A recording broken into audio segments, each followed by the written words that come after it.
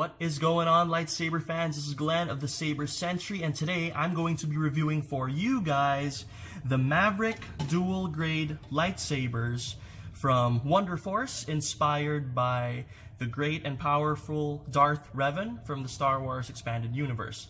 Now, I have a lot of things to say about these sabers, but right off the bat, I love them. Extremely comfortable to wield, slick as all heck, and for the price, oh boy, guys, this saber is a winner.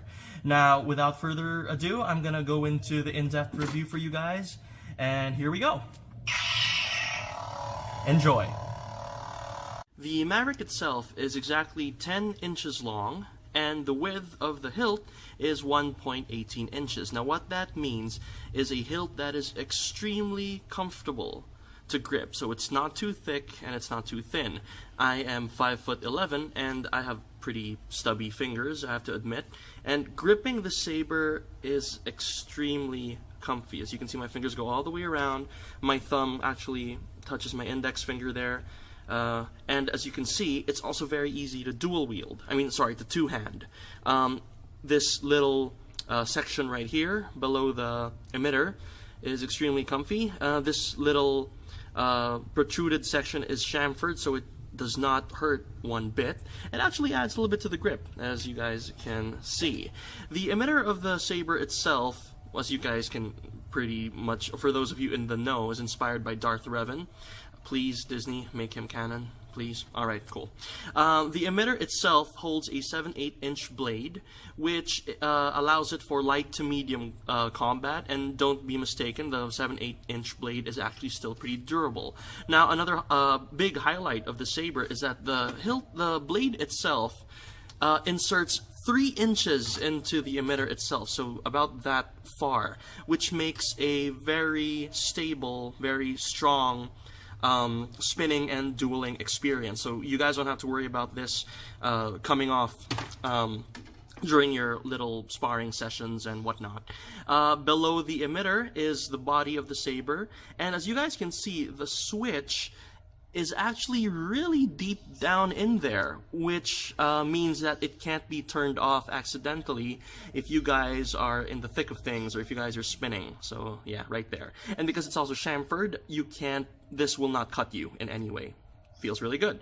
Now, the emitter, the pommel section is a very stylish 3-section pommel, as you can see by the design right here.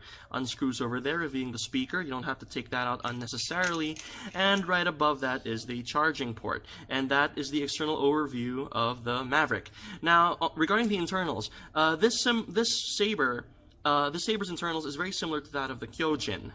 But the big difference is the board has been updated to be more stable and have better voltage, meaning that this actually has a little bit of a longer battery life than the Kyojin, around 10 minutes longer to 15 minutes. So this can actually hit 50 minutes to an hour compared to the Kyojin, which pretty much caps out at 45.